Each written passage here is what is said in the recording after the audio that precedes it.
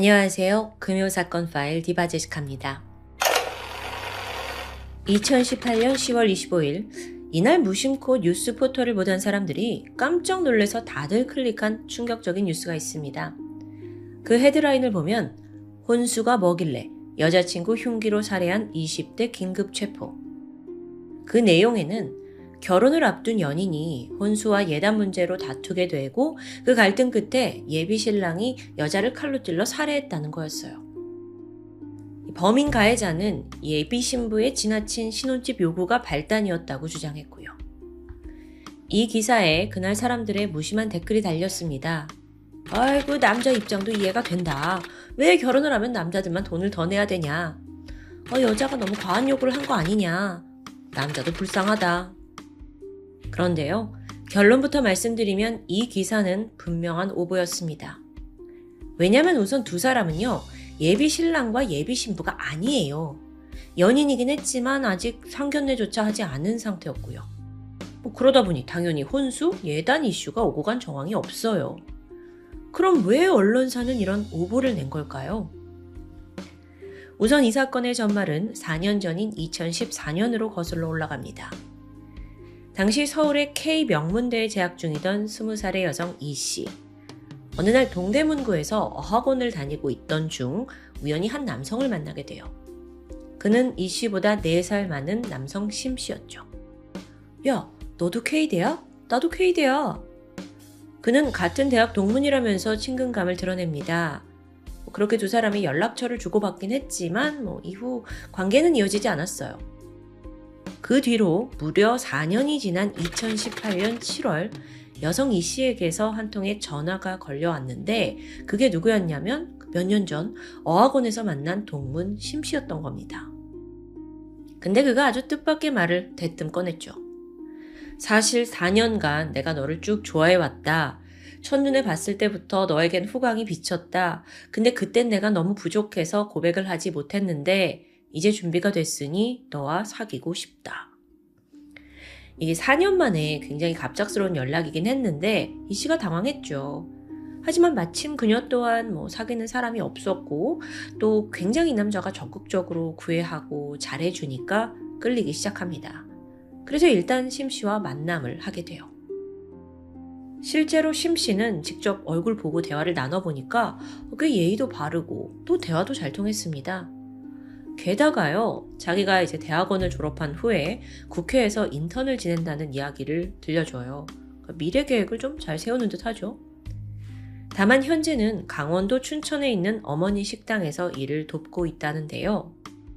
그의 아버지는 공기업을 오랫동안 다니면서 현재는 아로니아 농장을 운영하고 있고 또 동시에 태양광 발전 사업을 한다고 설명합니다. 이 아버지 또한 지역 국회의원 공천을 받을 정도로 사회적 명망이 높다고 해요. 이거 딱 들어봐도 굉장히 명예 있는 집에서 반듯하게 자란 듯 하죠. 그렇게 경계가 점점 허물어지면서 둘은 몇 번의 데이트 끝에 마침내 교제를 시작합니다. 사귄 지 한 달 정도 되었을 무렵이에요. 여성 E씨가 국내 유명 대기업에 취업을 하게 되거든요. 그런데 이때부터 남자친구 심씨가 본격적으로 결혼 이야기를 꺼냅니다. 자기 아버지가 내년 5월에 정년퇴직을 하는데 그 전에 결혼을 해야 축의금을 많이 받을 수 있다는 현실적인 상황을 털어놓게 된 거죠. 그런데 여기서 남성 심씨는 결혼을 하면 이 씨가 이제 새로 잡은 그 직장을 그만두길 바래요. 대신 어머니가 운영하는 춘천의 식당 2층에서 신혼살림을 시작하고 함께 가게 일을 돕자는 겁니다. 이 씨는 이제 겨우 23살이고 막 취업했는데 갑자기 웬 춘천이에요. 너무도 부담스러운 이야기죠. 또 무엇보다 잘 다니고 있는 대기업을 이렇게 퇴사할 마음은 전혀 없습니다. 일방적인 남자의 요구에 그녀가 고민하고 망설이다가 결국 자기 부모님한테 상의를 하게 되거든요. 부모님 또한 무슨 말이냐, 너넨 아직 이르다 라는 입장이었어요. 자, 그러자 9월 21일 남자친구 심씨가 여자친구 부모님 댁을 찾아와요. 그리고 비장하게 결혼 계획서를 들이밀면서 다시 한번 결혼을 강하게 어필합니다. 적어도 7개월 뒤인 2019년 4월에는 결혼을 하고 싶다고요. 이 씨 부모가 좀 당황했죠. 그리고 너무 좀 성급한 거 아니냐, 좀 시간을 가져보자 라고 제안했습니다. 그런데 이후 심 씨의 반응이 의외예요.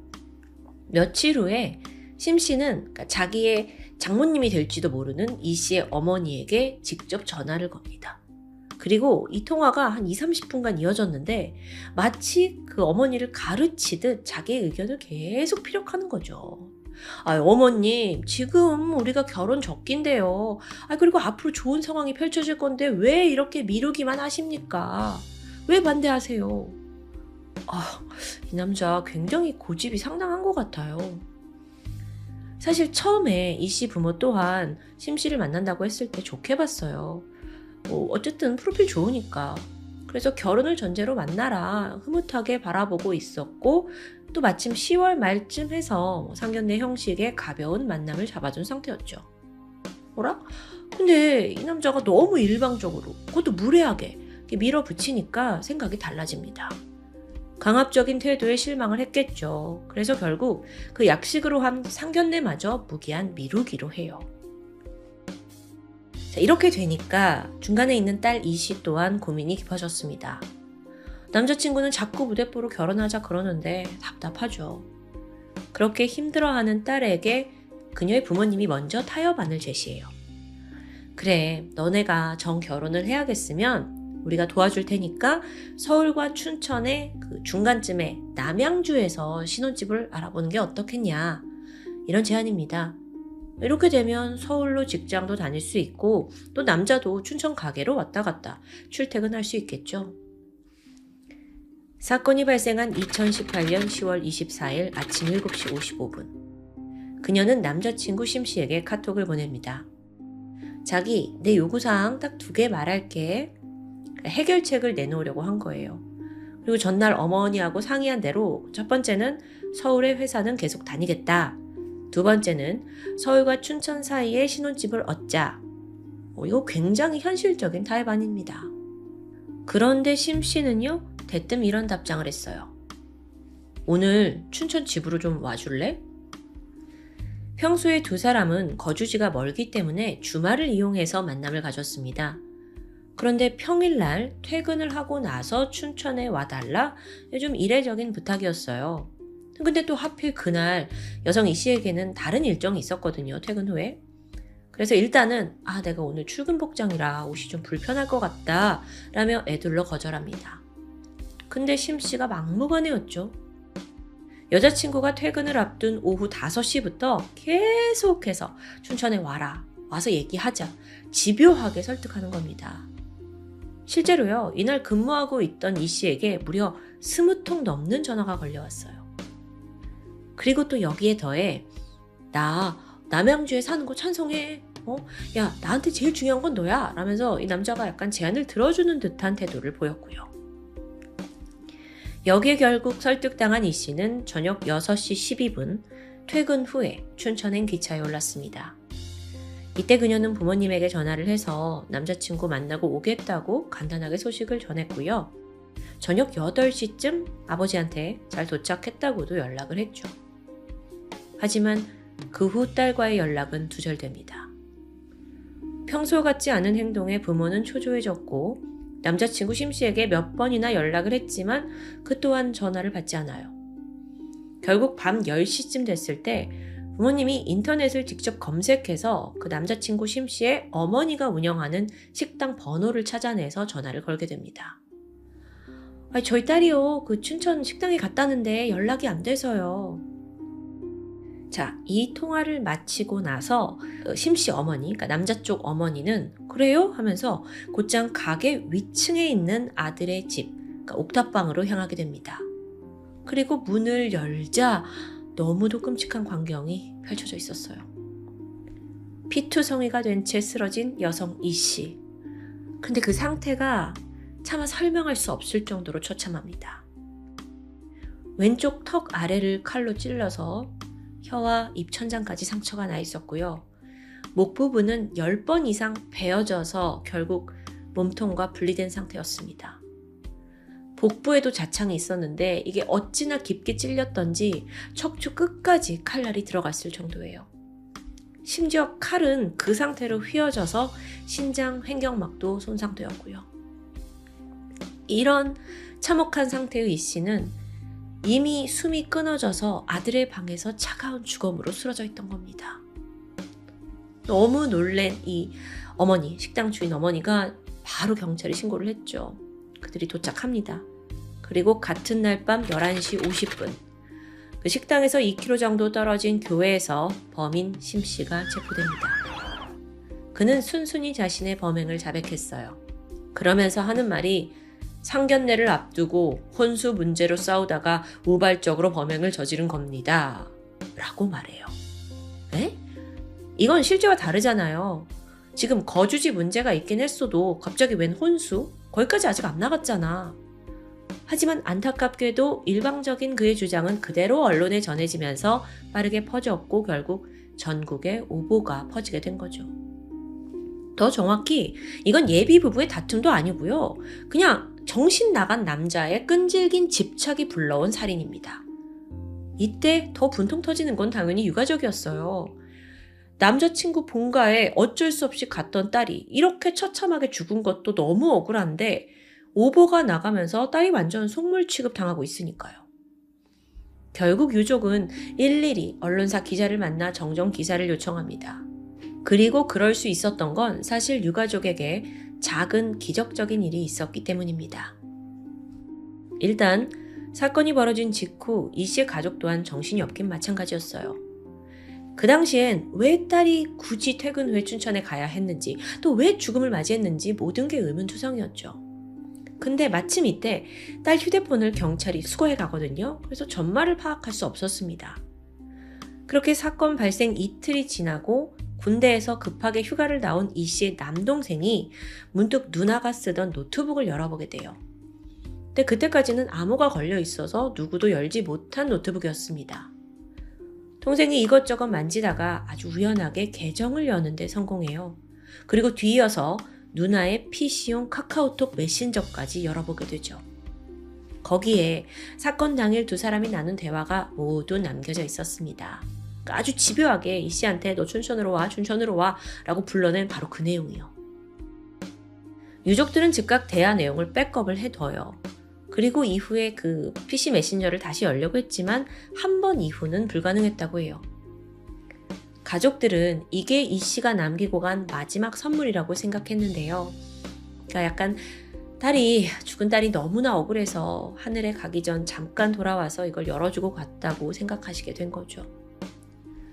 어쨌든 그 덕에 유족은요, 우발적 범행이라고 주장하는 심 씨를 강하게 반박할 수 있었습니다. 거기에 또 하나의 소름 끼치는 정황이 있는데, 사건 당일 아침 8시 심 씨와 이 씨가 한참 카톡을 하던 시각에 원래 이 남자 쪽 휴대폰에 여자친구를 내 전부라고 저장시켜 놨었거든요. 그런데 그때쯤 그는 돌연 여자친구의 저장명을 쓰레기로 바꿨고요. 그때부터 춘천으로 와달라고 요구한 거예요. 전문가들은 바로 이 순간이 심 씨가 여자친구 살인을 계획한 때라고 지적합니다. 이게 다가 아니죠. 그로부터 약 2시간 후인 아침 10시 38분, 심 씨가 지인과 통화를 하다 이런 말을 해요. 제 여친 너무 이기적이에요. 그리고 걔네 엄마 없어졌으면 좋겠어. 그게 이 세상을 위한 거고 난 지옥 가더라도 부끄럽지 않아요. 어떻게 이런 말을 하죠? 도대체 심 씨 머릿속에 어떤 생각이 있던 거예요? 그리고 해가 저물었어요. 그날 저녁 그는 아무렇지 않게 춘천역으로 자기가 또 직접 나가서 여자친구를 마중합니다. 밤 9시 30분 둘이 함께 식당 위에 옥탑방으로 돌아왔고 아직 풀리지 않은 그 결혼과 또 거주 문제에 대해서 상의를 합니다. 근데 이 과정에서 심 씨가 여자 쪽 어머니에 대한 험담을 시작해요. 이걸 듣고 어떤 여자가 기분이 좋아요. 그래서 좀 불편해하던 이 씨가 아니 왜 그런 식으로 우리 가족을 욕하냐 라면서 반발하게 됩니다. 그러자 심 씨는 대뜸 그녀의 목을 잡아서 조르기 시작해요. 너무 당황한 이 씨가 막 저항을 했지만 힘을 이겨낼 수 없었죠. 이 남자가 아예 침대 위로 여친을 쓰러뜨리고는 위에 올라타서 양손으로 강하게 목을 조르는 겁니다. 그리고 잠시 후 이 씨는 제대로 저항조차 하지 못한 채 숨을 거두고 말았어요. 자, 여기서 알 수 있는 거.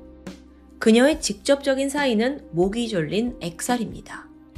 근데 아까 그 시신의 상태 기억하시죠? 그러니까 심 씨가요, 여기서 그치지 않았던 거예요. 갑자기 부엌에 가서 30cm짜리 식칼을 들고 와요. 그리고 그녀의 심장과 목을 포함해 여러 번 급소를 찔러 시신을 훼손합니다. 추 경찰이 왜 그렇게까지 했냐? 라는 질문에 확인 사살을 한 거래요. 그러면서 살아남아서 얘가 식물인간이 되는 게 더 싫지 않냐? 라고 정말 억장 무너지는 소리만 합니다. 밤 10시, 심 씨는 피가 묻은 옷을 갈아입고 자신의 차를 몰고는 현장을 떠났습니다. 그 와중에 본인 여동생한테 전화를 걸어요. 그리고는 내가 오빠 모를 못해서 미안하다 라는 말을 전했고 이후 지인이 있는 교회로 도주했다가 경찰에 발각된 겁니다.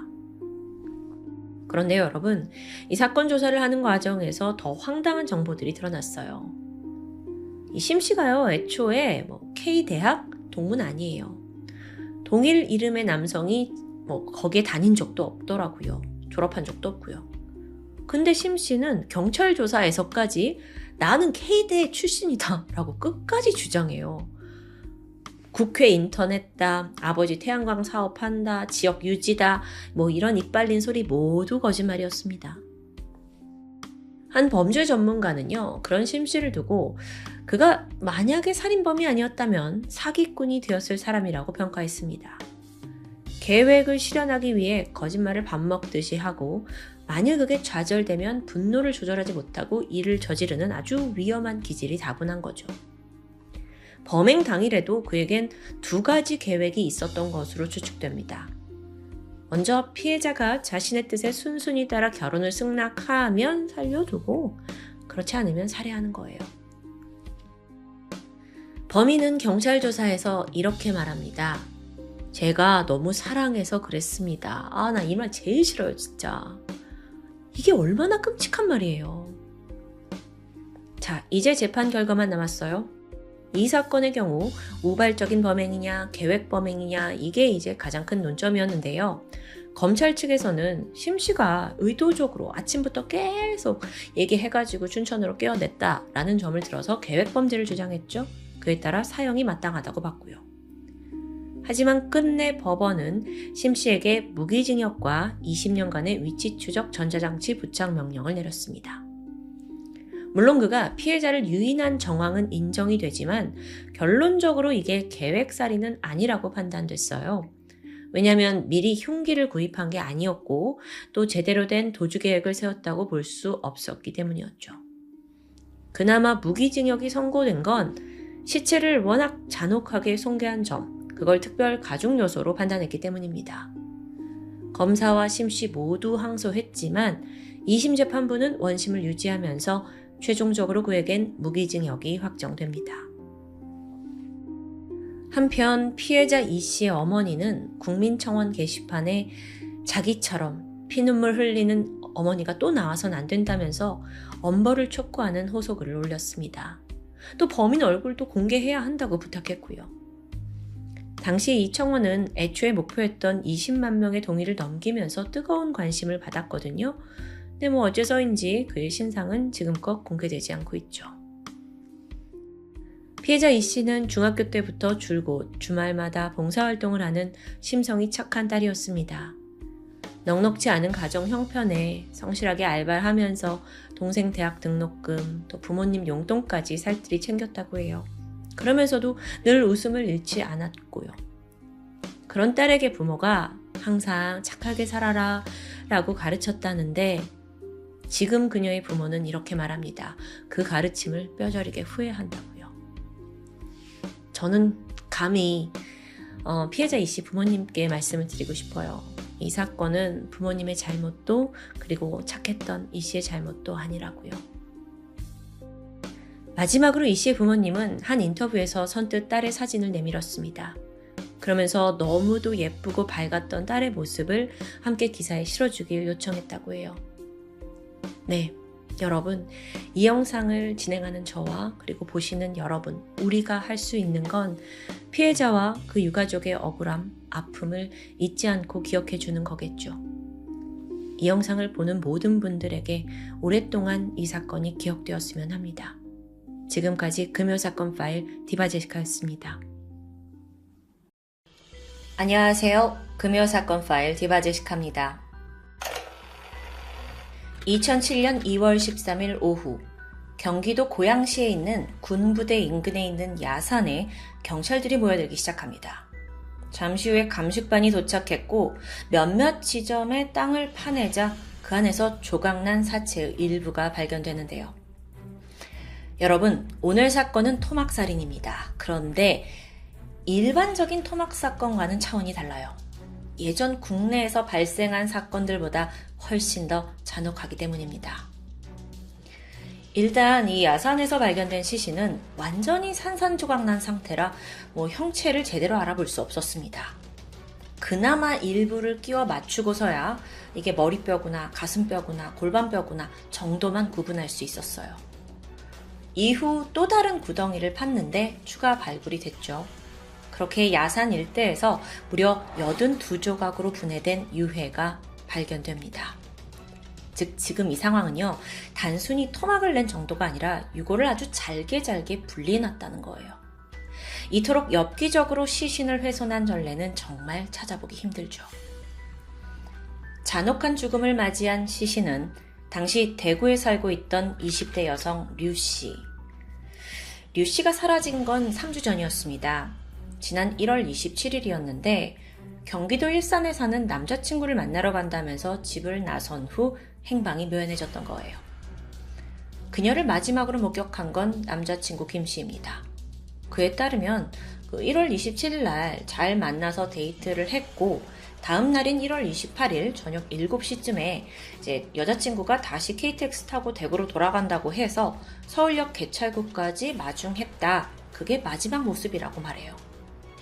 자, 하지만 그날 시간이 지나도 딸은 돌아오지 않았거든요. 그래서 결국 1월 30일 가족은 실종신고를 접수하게 되죠. 그렇게 애타게 기다리던 그때 실종 6일 만인 2월 2일이었습니다. 왜 얘가 도대체 어딜 간 거지? 왜 연락이 안 되지? 막 하던 중에 류씨의 친언니가 동생으로부터 문자 한 통을 받게 돼요. 근데 그 내용이 뭐였냐면 여기 전화도 같아. 지한지 잘 모르.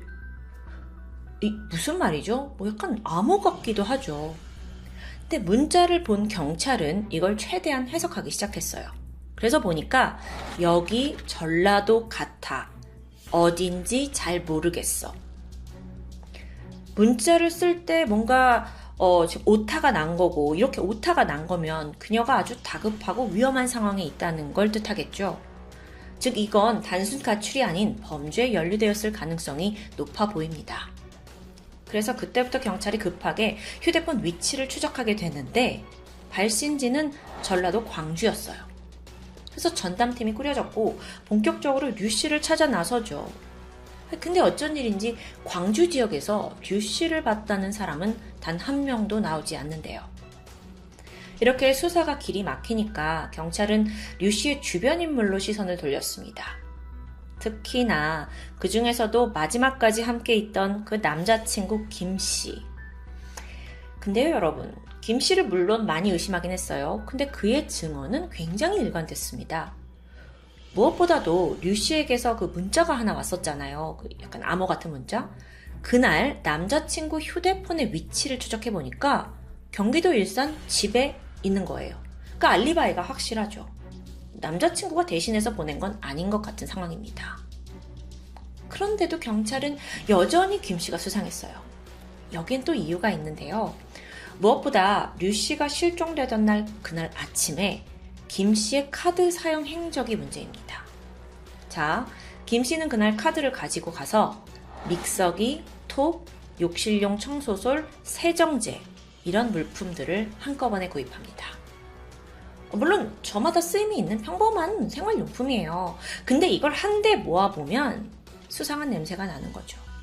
그렇게 며칠이 지난 2월 13일 경찰은 경기도 일산에 위치한 김씨의 아파트에 찾아갑니다. 혹시라도 어떤 사건이 발생했다면 이 아파트가 그 범행 장소가 됐을 수도 있거든요.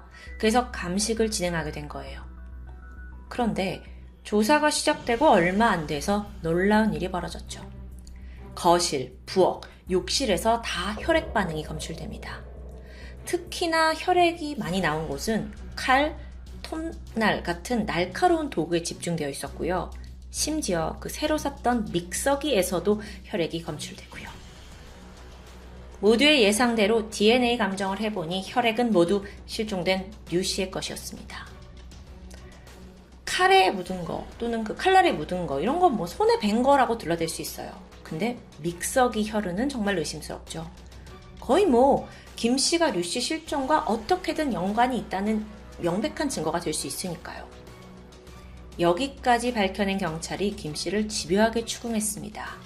그리고 결국 김 씨 입에서 충격적인 말이 터져 나왔죠. 자기가 여자친구 류 씨를 잘게 토막냈고 군부대 근처에 유기했다는 부분입니다.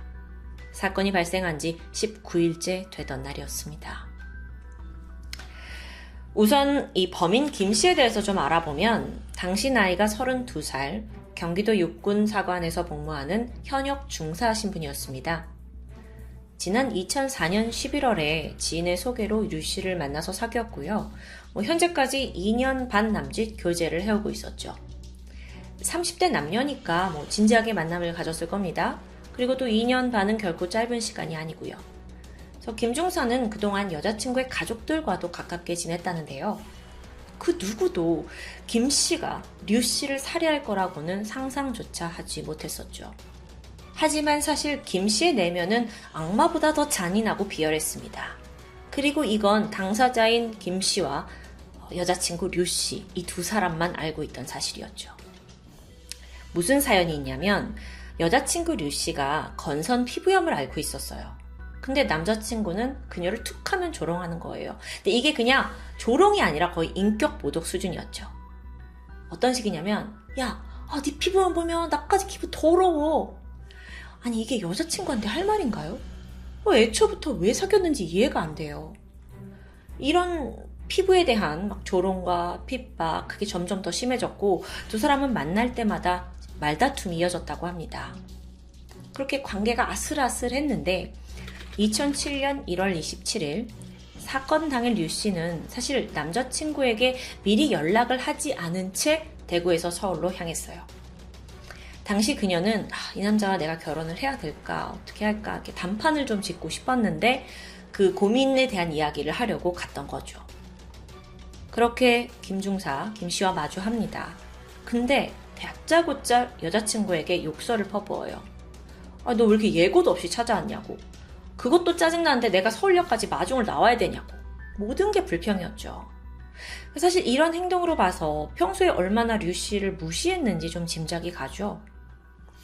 어쨌든 두 사람은 김 씨의 집으로 왔고 28일 새벽입니다. 김 중사는 여전히 좀 짜증이 나 있는 상태였는데 이때 류 씨에게 또 시비를 걸어요. 발단은 피부병이었습니다. 그러니까 지치고 지친 류 씨가 그만해. 재미로 던진 돌에 개구리 맞아 죽어 라는 말을 던지게 되는데 이때 이 김 씨가 뭐라고 하냐면 야, 네가 개구리냐? 돼지지.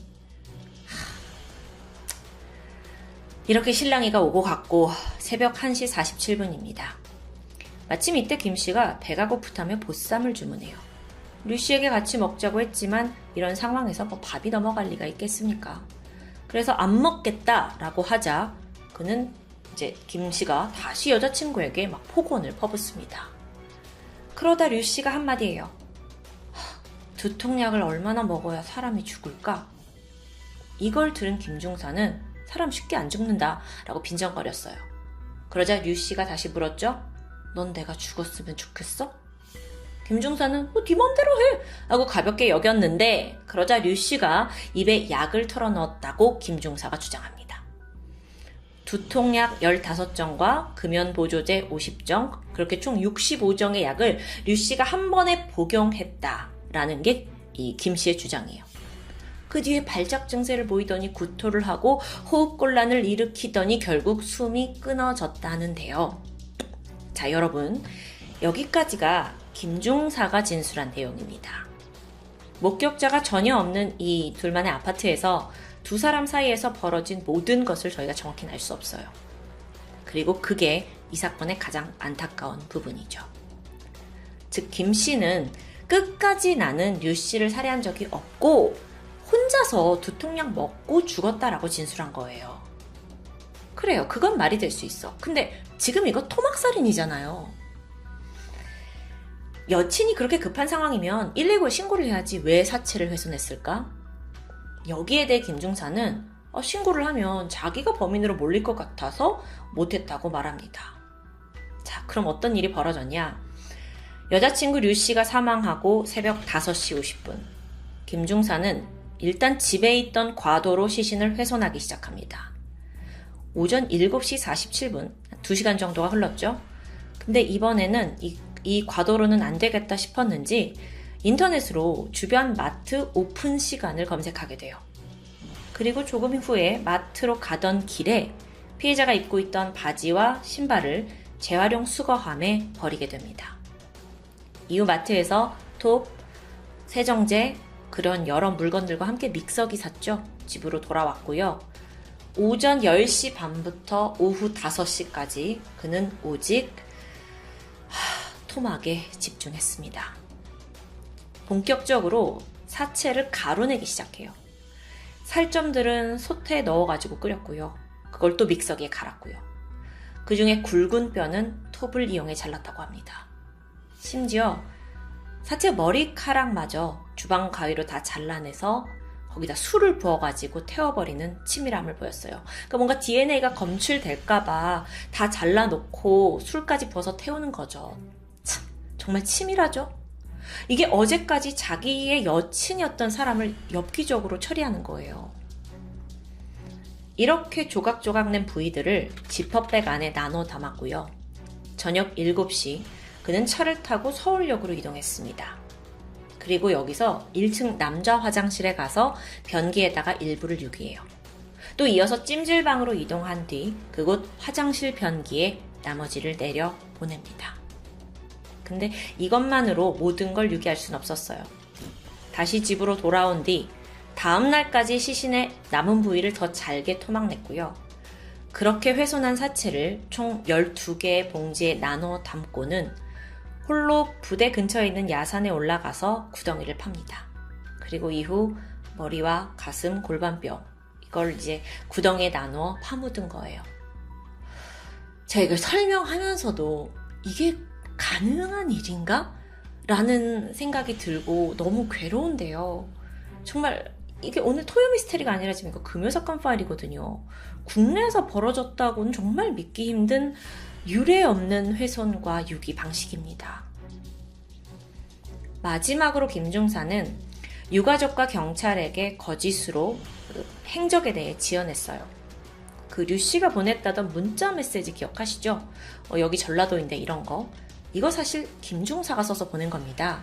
근데 어떻게 했냐면 의심을 받잖아요. 그래서 자기의 휴대폰은 일산 집에 뒀어요. 그리고 류 씨의 핸드폰 들고서 전라도 광주까지 내려간 겁니다. 그리고 납치를 당한 듯 메시지를 막 오타까지 섞어가면서 보내고 자기 다시 집으로 돌아온 거예요. 그러면 자기는 핸드폰을 가지고 있다는 추정하에 계속 일산에 있었다는 알리바이가 성립될 수 있었던 거죠. 정말 악랄하고 치밀하죠. 그러고 보니 그는 지난 12년 동안 의무대대에서 복무한 경력이 있었습니다. 그랬기 때문에 일반인에 비해 이 사체를 다루는 기술이 좀 남달랐던 것으로 추정이 돼요. 근데 아무리 그렇다 한들 이토록 잔인한 방식을 꼭 써야 했는지 이건 의문이 남아있죠.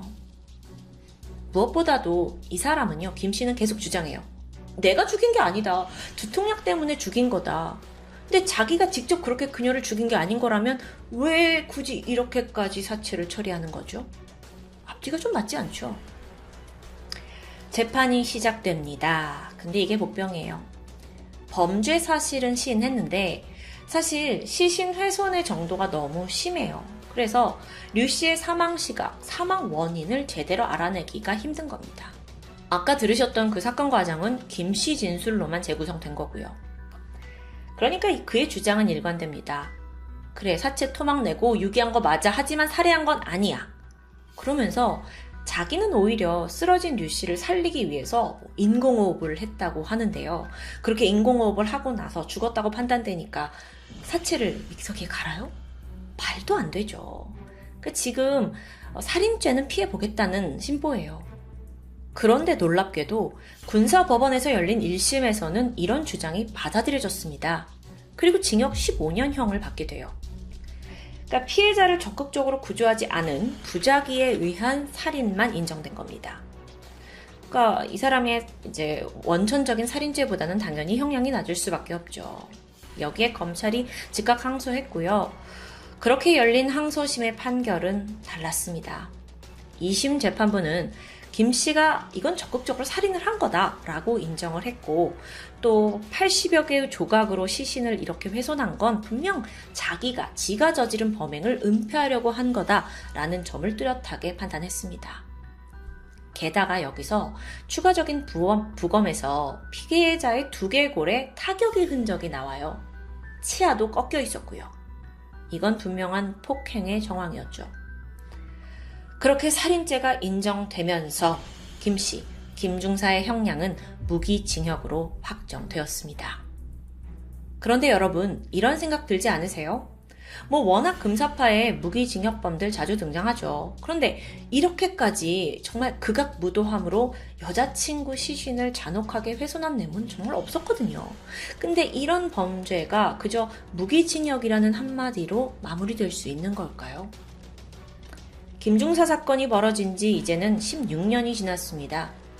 혹여라도 한 20년 모범수로 살다가 운 좋게 가석방을 당한다면 그는 곧 출소할 수도 있겠네요. 우린 그런 자와 함께 이 사회를 살게 될지도 모릅니다. 알다시피 우리나라는 실질적 사형 폐지국입니다. 2023년 기준 최근 5년간 1심 사형 판결은 총 4건에 불과했고요. 이 중 대법원에서 사형이 판정된 사례는 없습니다. 저는 사형에 무조건적으로 찬성하는 사람은 아닙니다. 하지만 어쩔 땐 김중사 같은, 이 김씨 같은 범죄자가 언제 죽을지 모르는 불안감에 살게 하고 싶은 마음이 있어요. 그게 좀 더 속 시원하니까요. 게다가 이런 흉악범이 사회로부터 완전히 격리되는 게 맞지 않나 라는 데도 공감하고요. 물론 사형제도는 여전히 어려운 문제지만 부디 국가가 실질적으로 국민을 보호할 수 있는 방향으로 현명한 결정을 해주길 바라고 있습니다. 유례없는 토막살인 사건, 지금까지 금요사건 파일 디바제시카였습니다.